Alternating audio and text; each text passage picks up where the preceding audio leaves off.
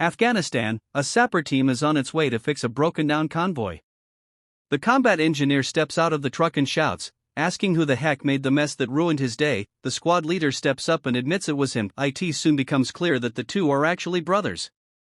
He then explains a basic law of science to his little brother, thermodynamics, saying that energy can't be made or lost, so it always has to go somewhere. By pouring stop leak into the convoy trucks, they blocked the vents, making heat build up until the radiator burst open. And he then laughs and tells his brother that he knew it had to be his bright idea to dump stop leak into the truck. His brother sighs, admitting that this isn't really what he wants to be doing. He reminds him that their dream was always to get into RASP, even showing off the matching tattoos they both got that say, "Don't give up."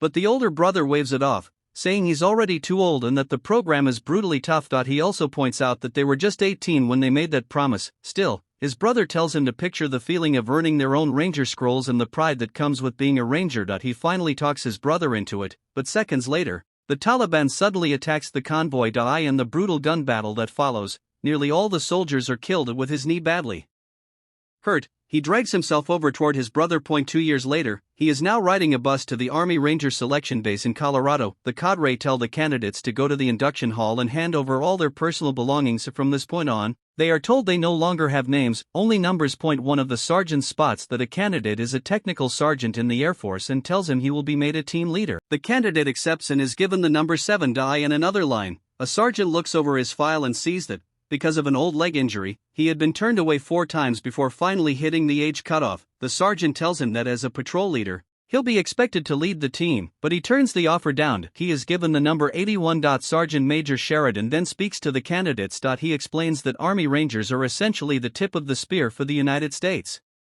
Army, the first soldiers put on the ground, and that RASP is one of the hardest selection programs in the world, built to push candidates to their mental, emotional, and physical breaking points over 8 grueling weeks. Only those who make it to the final stage will face the 24-hour death march, a brutal mission that ends by crossing the finish line, after which they can earn the highly prized Ranger Scroll. With that, the program officially kicks off. During the first week, several candidates are cut. The next 3 weeks are packed with brutal obstacle courses and exhausting drills, and anyone who doesn't meet the standard is dropped from the program right away. Now, only 4 weeks are left. During one of the long marches, 15 tells the others that if they get into the regiment, they'll get access to top-secret stuff like Area 51 and hidden truths about the moon landing. The other candidates just shake their heads at the idea. Meanwhile, 81 slips away from the group, quietly finishes his lap, then comes back. "Hey, slow down, Superman."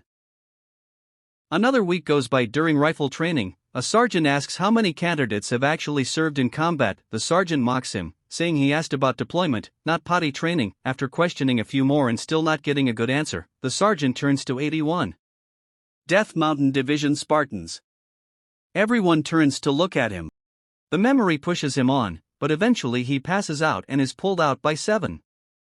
Sheridan tells First Sergeant Torres that he wants to speak with 81, saying the candidate seems to be a risk to the team. In the waiting room, 81 watches the news. A reporter explains that the asteroid found a month ago is now showing signs of breaking apart. He is then called in. Sheridan tells 81 that it may be best for him to step away from the program. 81 argues that he hasn't failed any events. Soldier. Torres explains that they aren't worried about his physical strength, but are concerned about what is going on inside his head. Torres says the training cadre informed them that 81 hasn't been sleeping well, and according to peer reviews, he isn't bonding with the other candidates. Torres adds that he avoids every chance to lead a team, saying that isn't the sign of a stable candidate. Stable candidate, removed from the course, effective immediately. Sheridan speaks up, noting that what he went through would be a lot for anyone to handle. He says that most people in his position would have taken time away and gone to therapy instead. After what happened in Afghanistan, he began applying for this program the very morning he was discharged. 81 quietly replies that he just wants to cross the finish line. Sheridan then tells him that both he and Torres believe he is a strong candidate. However, he warns that if they pull him from the program now, he will never be allowed to come back. So he places a voluntary withdrawal slip in front of him. Sheridan reminds him that he is an engineer, and as such he should know that even the most powerful machine has its limits, and he has reached his, but 81 refuses. In the end, only a small number of candidates, including 81, make it to the final round.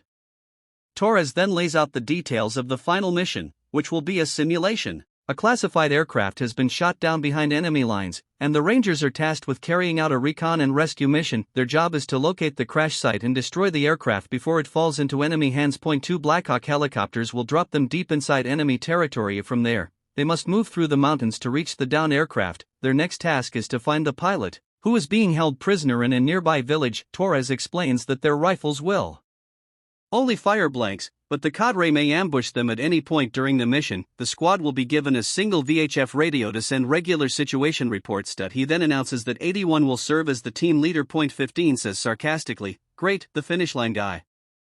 Torres reminds them that they have 24 hours to rescue the pilot, return to base,